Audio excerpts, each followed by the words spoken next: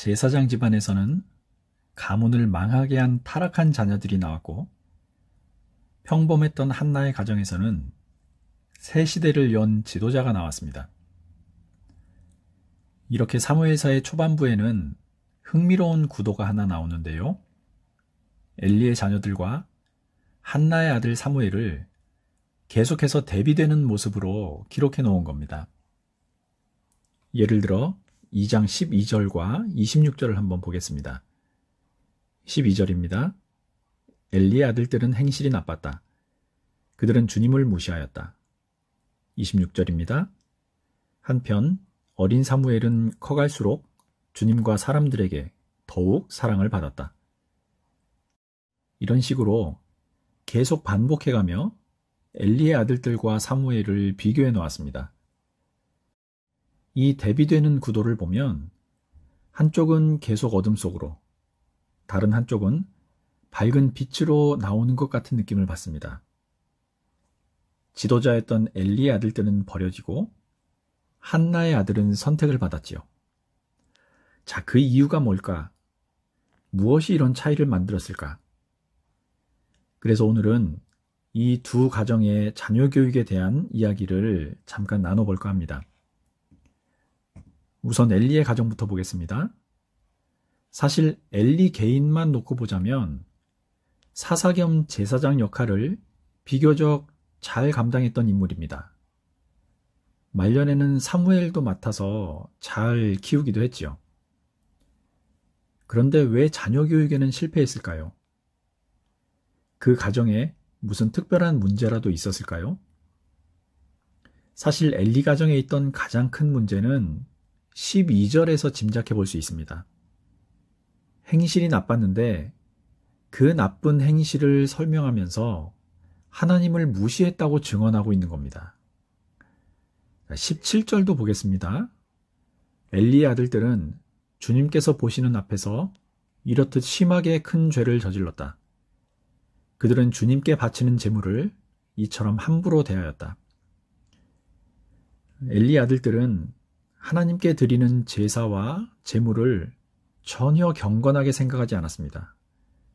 오히려 업신여긴 거지요. 지금으로 말하자면 어릴 때부터 예배가 중요하지 않다고 여긴 겁니다. 가장 소중하게 여겨야 할 것을 가르치지 않은 결과는 아들들이 아버지의 권위를 인정하지 않는 데까지 이어졌습니다. 당시 가정에서 부모, 특히 아버지들이 갖는 권위란 절대적이었습니다. 신명기에 부모의 말을 듣지 않는 자녀에게는 가장 무거운 벌을 내려야 한다는 율법이 있을 정도였습니다. 하나님을 업신여기는 때까지 자녀들을 방치했던 엘리는 결국 자신도 무시를 당하게 됩니다. 25절입니다. 사람끼리 죄를 지으면 하나님이 중재하여 주시겠지만 사람이 주님께 죄를 지으면 누가 변호하여 주겠느냐? 아버지가 이렇게 꾸짖어도 그들은 아버지의 말을 듣지 않았다. 주님께서 이미 그들을 죽이려고 하셨기 때문이다. 아이들을 키우다 보면 잠시 엇나가거나 실수를 하는 경우가 있지요. 그러나 부모들의 생각과 생활만 올바르다면 아이들은 그런 부모의 모습을 보면서 자신의 행동들을 지속적으로 수정해 나갑니다. 그러나 부모들이 예배와 신앙이라는 가장 중요한 가치를 가르치지 않거나 교회는 다니되 말과 행동이 달라 본을 보이지 못한다면 아무리 부모들이라 해도 훗날 자녀들로부터 그 권위를 인정받지 못하는 거죠. 물론 자녀들이 어릴 때는 어른들이 무서워 잠자코 있습니다. 그러다가 자신들에게 힘이 생기는 사춘기 이후에는 소리치거나 대들게 되는 거죠.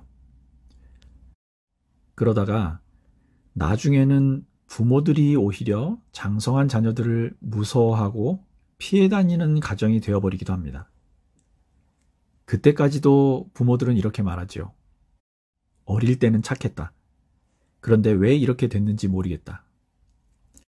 사실 이런 가정이 가장 불행한 가정들 중에 하나입니다. 자녀들에게 예배의 소중함을 가르치지 못하는 가정은 겉으로는 하나님을 섬기는 것 같지만 실상은 우상을 섬기는 가정이나 다름이 없습니다. 엘리의 가정도 우상을 섬겼단 말입니까? 이렇게 물으실지 모르겠습니다. 이런 질문에 분명히 우상을 섬겼다고 답해드리고 싶습니다. 그것도 가장 질이 나쁜 우상입니다. 29절입니다. 그런데 너희는 어찌하여 나의 처소에서 나에게 바치라고 명한 나의 제물과 예물을 멸시하느냐? 어찌하여 너는 나보다 내 자식들을 더 소중하게 여기어 나의 백성 이스라엘이 나에게 바친 모든 제물 가운데서 가장 좋은 것들만 골라다가 스스로 살찌도록 하느냐? 이 구절 중에서 너는 나보다 내 자식들을 더 소중하게 여겼다. 이 구절을 다시 한번 보십시오. 성경은요, 이런 것을 가리켜 우상이라고 말합니다. 하나님의 얼굴 앞에서 하나님보다 더 귀하게 여기는 모든 것이 우상이라는 건데, 엘리는 하나님보다 자식들을 더 소중하게 생각했습니다. 아니, 어떻게 자식들을 보고 우상이라고 말할 수 있단 말입니까? 자, 이런 질문도 맞는 지적입니다. 자식은 분명 우상이 아니라 하나님의 복이지요. 그러나 자식을 하나님의 자리에 올려놓고 섬기는 마음이 있다면 그 부모는 자식을 키우는 것이 아니라 우상을 섬기는 셈이 됩니다. 자녀 자체가 우상이라는 말씀을 드리는 건 아니고요. 하나님을 떠나 자녀에게로 옮겨간 그 부모의 마음, 하나님의 자리에 자녀를 올려놓은 부모의 그 마음이 우상을 섬기는 자의 마음으로 변하는 겁니다. 자, 이 구절로 미루어 보자면 엘리는 자기 아들들을 너무나 사랑했던 것 같습니다. 아이들의 말을 모두 들어주기만 하며 응석바지로 키웠을 가능성도 있죠. 이런 아버지 엘리를 보며 성장한 두 아들도 우상을 섬기는 자들이 되었습니다. 이들이 섬긴 우상은요, 다름 아니라 자기 자신이었습니다. 엘리는 자녀를, 자녀들은 자기 자신을 하나님의 자리에 올려놓은 거죠. 가정에서 자녀들을 키우고 계시는 분들은 지금 하고 있는 자녀 교육이 옳은 방향으로 가고 있는지, 자녀들의 신앙 교육을 위해서 부모로서 무엇을 하고 있는지, 자녀들이 훗날 부모를 떠올리며 참 좋은 신앙인이셨다, 이렇게 자랑스러워 할 것인지를 깊이 고민하며 자녀들을 대하셔야만 합니다. 무엇보다 하나님보다 귀한 것이 없도록 가르치셔야 합니다. 예배의 소중함도 가르쳐 주시고, 무엇보다 하나님을 두려워하고 그분께 지혜를 구하며 사는 자의 모습을 직접 보여주셔야 합니다. 그런 가정이 되시기를 주님 이름으로 축복합니다. 이번에는 한나의 가정을 보겠습니다. 사무엘이 출생 이후에 보였던 지혜롭고 의젓하고 신실했던 모습들은요, 사실 한나의 모습을 보면 금세 이해가 됩니다. 어머니로서 좋은 영향을 끼치지 않을 수가 없었습니다. 1장과 2장까지 기록된 한나의 기도와 찬양의 내용을 다시 한번 읽어보십시오. 한나 자신이 평소에 얼마나 하나님 앞에 서 있는 존재라는 걸 의식하며 살아왔는지를 알 수 있습니다. 그런 부모의 모습을 보며 자란 아이는 절대로 하나님을 무시하거나 부모를 업신여기는 불량자로 자랄 수가 없습니다. 한나는 아이를 갖기 위해서 눈물을 흘리며 기도했지요. 낳은 후에는 다시 감사하는 기도와 하나님께 서원한 대로 하겠다는 기도까지 드렸습니다. 그 결과의 차이가 어땠는지 2장 17절과 18절을 다시 한번 보십시오. 엘리의 아들들은 주님께서 보시는 앞에서 이렇듯 심하게 큰 죄를 저질렀다. 그들은 주님께 바치는 제물을 이처럼 함부로 대하였다. 한편 어린 사무엘은 모시 에봇을 입고 주님을 섬겼다. 한나의 신앙 교육은 기도하는 데서 그치지 않았습니다. 19절도 한번 보겠습니다. 사무엘의 어머니는 해마다 남편과 함께 매년 제사를 드리러 성소로 올라가곤 하였다. 그때마다 그는 아들에게 작은 겉옷을 만들어서 가져다 주었다. 에봇이란 제사장들이 입는 매우 특별한 옷입니다. 겉옷이란 건 에봇을 입기 전에 입는 옷을 말하는데요. 한나는 아들을 위해서 매년 겉옷을 지어 가져다 주었습니다. 집에서 따로 지내는 아들을 위해서 부모로서 그럴 수 있지, 이렇게 가볍게 넘길 수 있는 구절이 아닙니다. 해마다 그녀가 남편과 함께 제사를 드리러 실로에 올 때마다 새 옷을 지어서 아들에게 입혔다는 말은요, 하나님께 쓰일 사람으로 자라도록 지속적으로 아들을 격려하고 축복했다는 의미가 함께 들어있기 때문입니다. 자, 이 지점에서요, 한나의 신앙 교육이 보인 특징 하나를 더 엿볼 수 있습니다. 자녀들에게 좋은 교육을 하는 부모란 자녀들이 자라가는 모습을 보면서 매년 새 옷 입힐 준비를 하는 사람이라는 거지요. 아이들 신앙교육은 교회에서 목회자들이나 교사들이 시키는 것으로 이해하는 부모님들은요, 없기를 바랍니다. 신앙교육의 가장 큰 뿌리는 가정에 있습니다. 전적으로 부모들의 책임인 거지요. 아이들은 성장할 때마다 가치관과 지적 능력, 판단의 기준들이 자꾸만 달라집니다. 한나가 해마다 새 옷을 준비해 아들에게 입혔다는 말은 사무엘이 자랄 때마다 거기에 맞는 기도, 거기에 맞는 신앙 교육을 했다는 뜻이기도 합니다. 사무엘 자신도 걱정거리나 불만이 많았겠지요.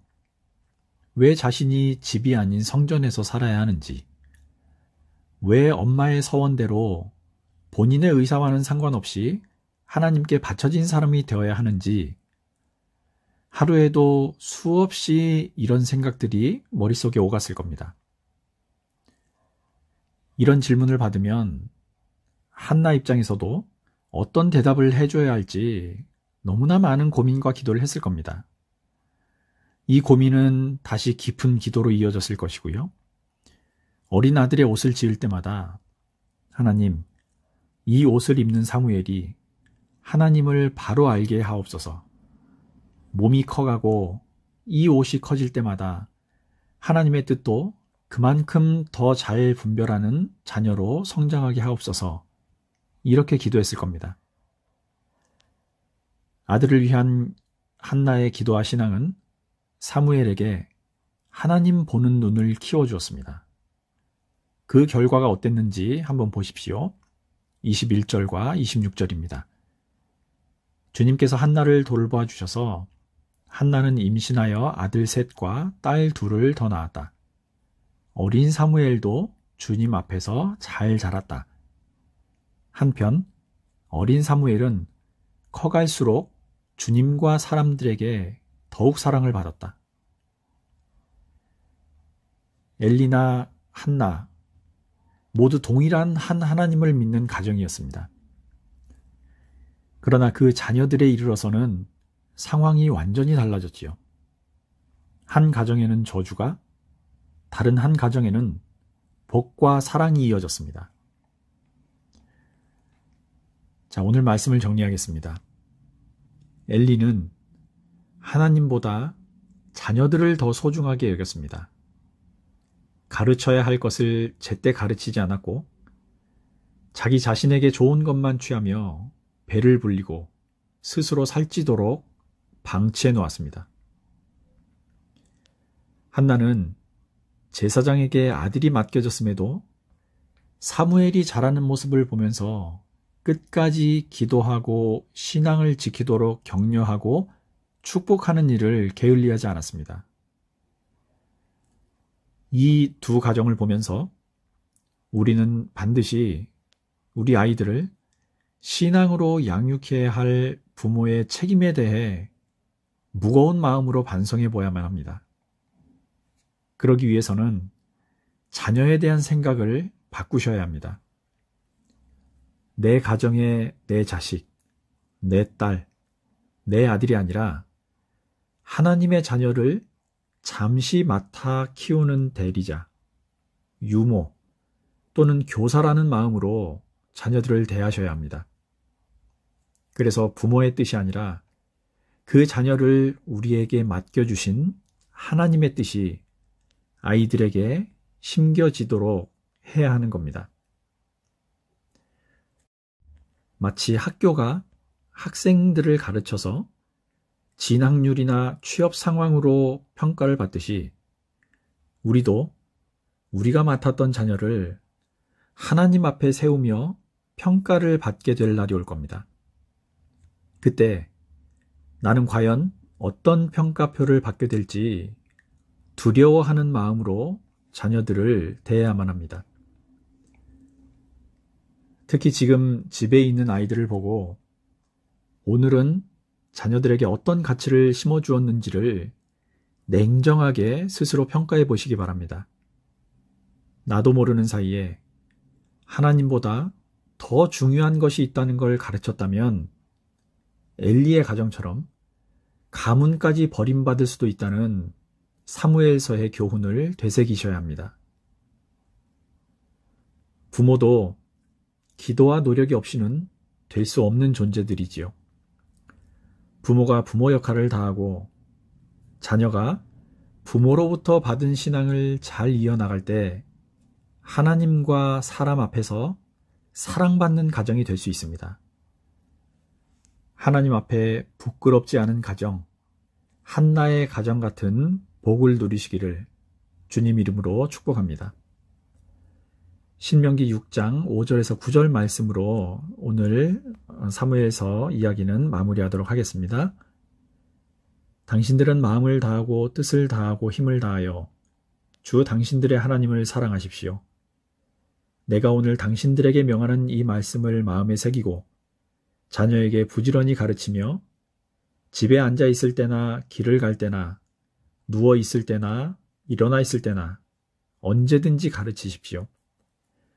또 당신들은 그것을 손에 메어 표로 삼고 이마에 붙여 기호로 삼으십시오.